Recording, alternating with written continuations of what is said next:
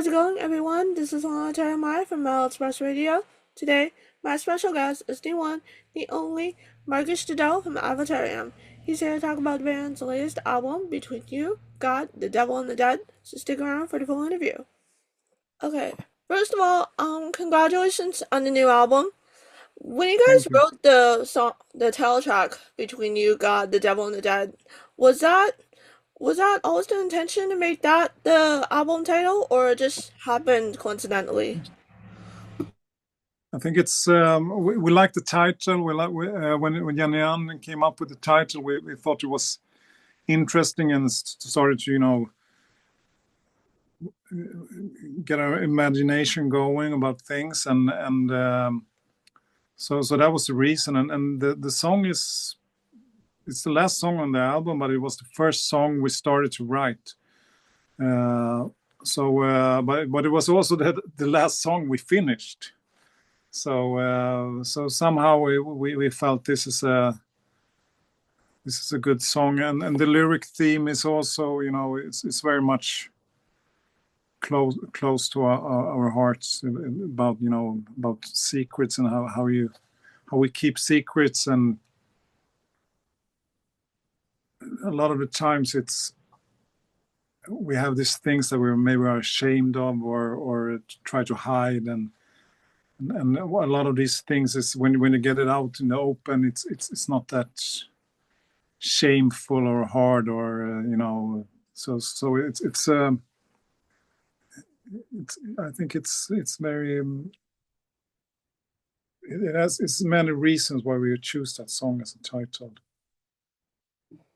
It's a very memorable title and very deep. Yeah. That also ties into the music video, right? So who came up with the concept for the music video? That was actually you won the video director. We had Jenny had the basic idea. She wanted to have some older person kind of that would read the lyrics or something. But then you won who made the video. He did his own version of it, and we really liked that one. It was really beautiful, simple but beautiful. Yeah, it's very simple. I love how it goes from black and white and then it slowly, progressively turns into color. Like, Yeah. that is pure genius.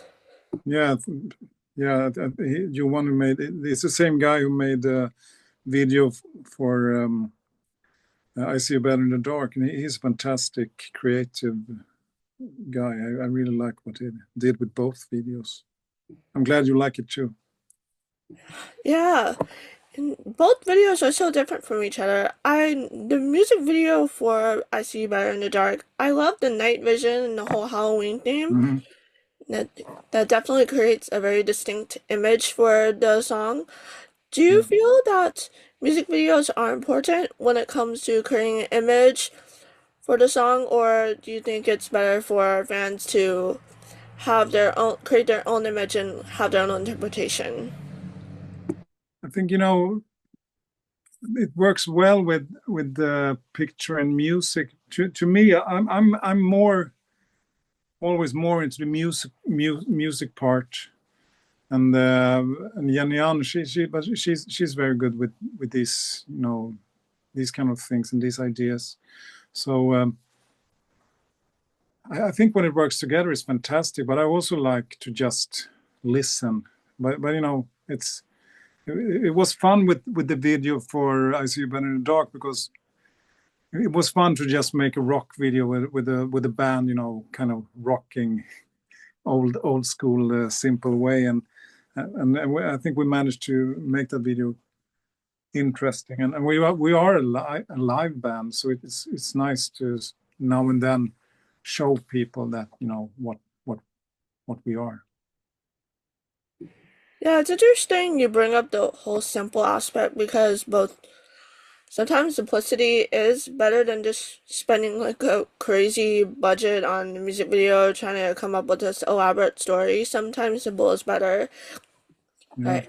Yeah. Totally. I totally agree with you, and but the thing is to have a good idea. That's always, it's like with music. You can spend time in the most expensive studios. If you don't have good songs, it doesn't matter. So the idea is always the creative minds. That's what's interesting. And sometimes when you're limited budget-wise, you can come up with things that maybe you wouldn't come up with if you had all the money. Then you can choose other things. So sometimes it can be cool to be limited as well. I totally agree.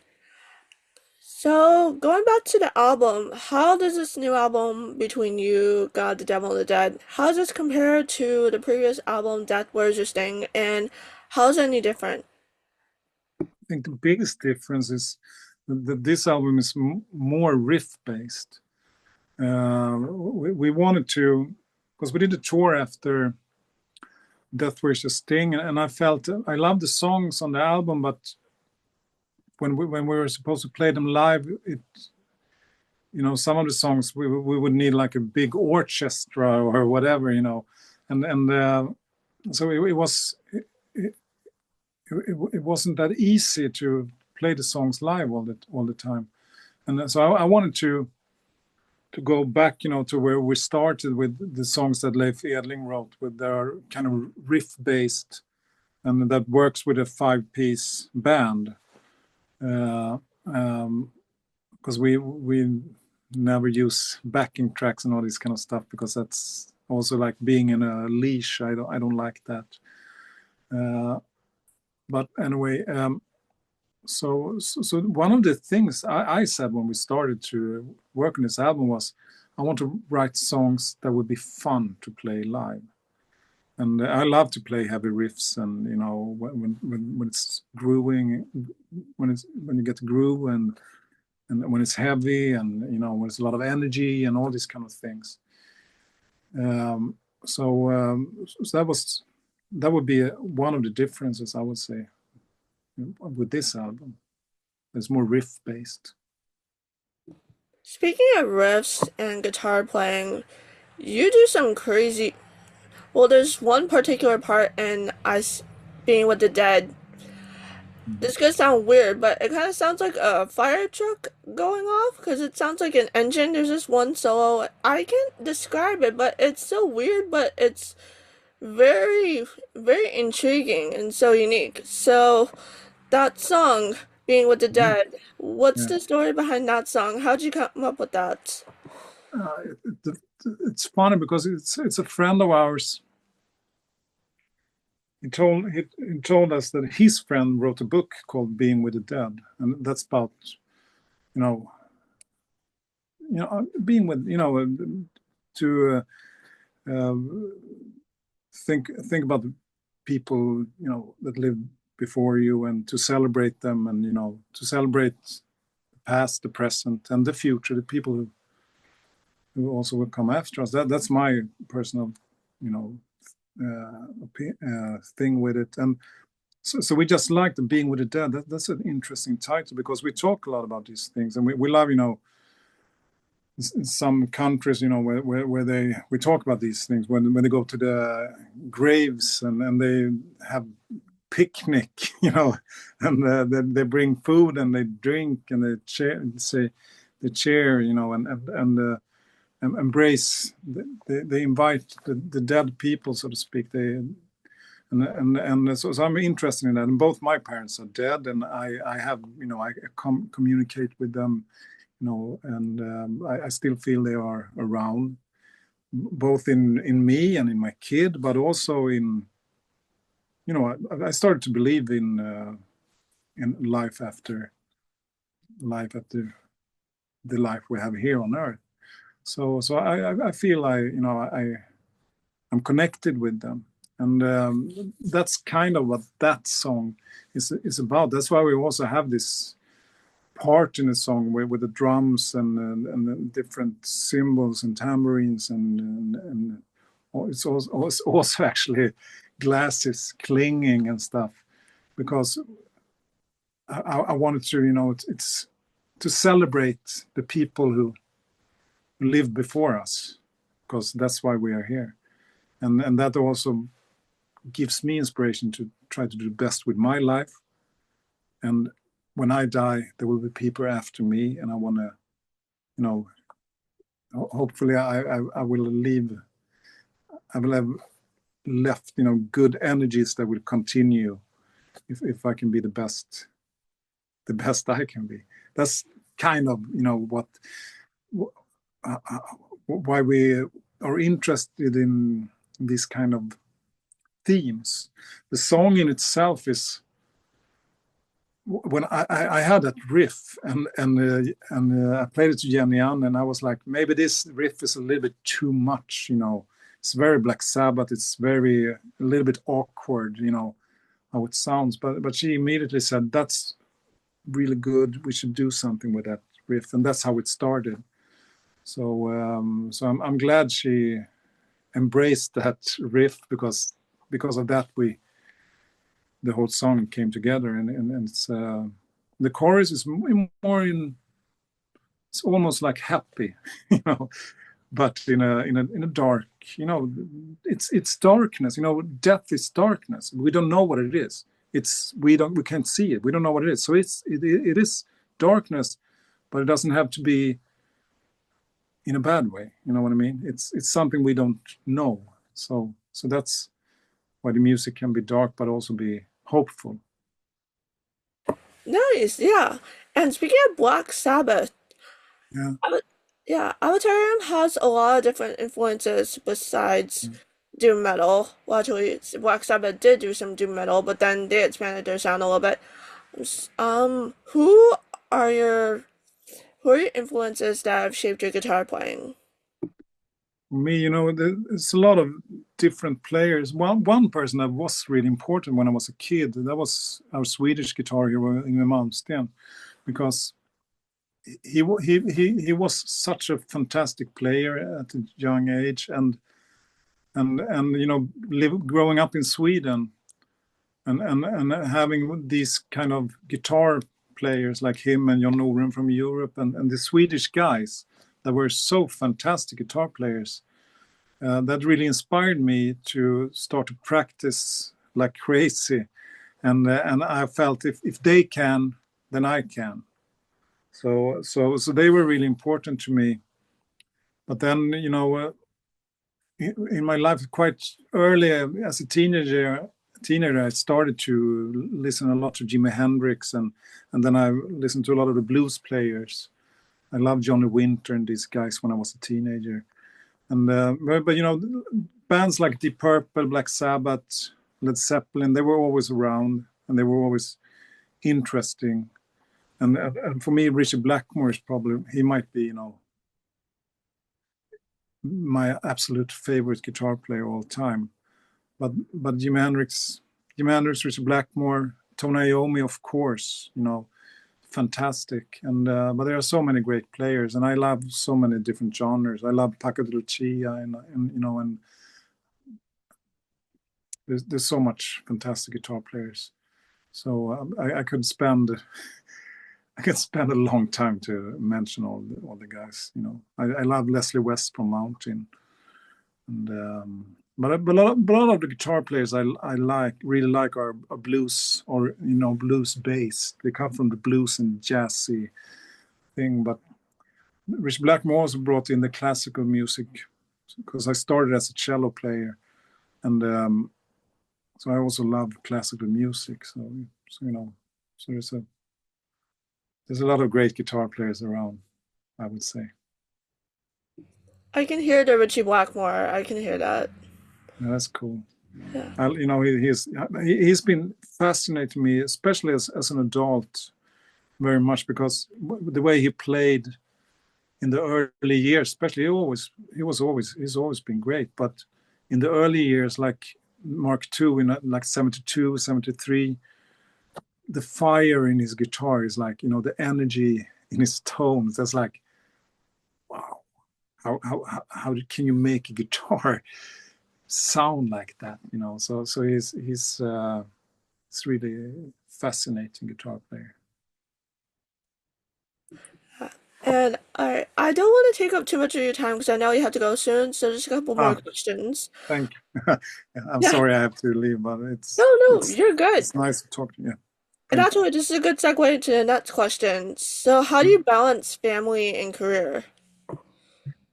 Um, since I got my since I got since we got the kid, I don't tour as much as I did actually, because I've been touring a lot in my life, and um, so I started to work more in studio actually. But then, with that said, now it's getting older, so I probably would like to tour again. If I with the right band, because Avatarium we can't tour that much because we are a couple, me and Yan, and we have the kids. So we do some shows and some short tours, but we can't tour like that. But I try to I try to give my family as much time as I can. I love to work, uh, but I also love to be with my family. It's really important. I try to be a good father, and spend a lot of time with my kid and everything. And it's just I don't have time to, watch Netflix that much or go to the bars and these kind of things. So I spend I work and I spend time with my family. That's what I do most. Um, and of course, I try to meet some friends now and then, but not as often maybe as I will do later on when the kid is a little older. So, but we enjoy each other in my family, so it's a good thing. I can imagine that when you have a kid, it Yeah, help it. How do I say this? It shifts your priorities. Like, yeah, yeah. it really does. And to me, it's changed me quite much, and in a good way. I think it's when you have to when you're not the center, you have to take care of someone else. Then you have to put away your ego, and when you put away your ego, then you can start to become yourself even more. That's how I think, and that's also the same in a relationship or whatever. But it works anyway. I would say as long as you try to not, the ego can be quite destructive if I just focus on myself. So it's try to find a balance in these things is important for me. That's a good that's a Mm. good mindset to think of. Mm. All right. So, what does the future hold for Avatarium? Hopefully, we can do some shows now this summer. We will do festivals this summer, and we want to do some shows as well. Our own shows, and so we will do that. We'll, um, Actually, when I did this album, I was quite worn out when we because we finished this album this summer. So I said like maybe this is the last Avatarium album, but now I'm very happy with this album. I'm very proud of this album, and it also I also understood that we have been we made 6 albums plus one live album, and that's fantastic in 11, 12 years, and I'm really proud of what we have achieved. So we see. Maybe we'll do another album in the future. I That's mean, never say never. exactly Say this is the last Avatarium album. At least you guys would go out with a bang. okay. But Thank you. but again, you never know. So if you do decide to make another Avatarium album, your fans will probably be happy with that. Mm, that's I'm glad to hear that. Music is my life, so I have to, in one way or another, I have to be creative and make music and these kind of things. So we'll see. Yeah. Again, never say never.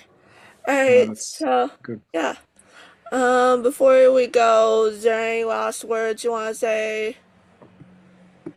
Well, I would like to say that I'm really happy and grateful for all the fantastic response we got for the album, because it means a lot. You know, when you make music, you try to just make the music the best you can do, and not to try to please other people.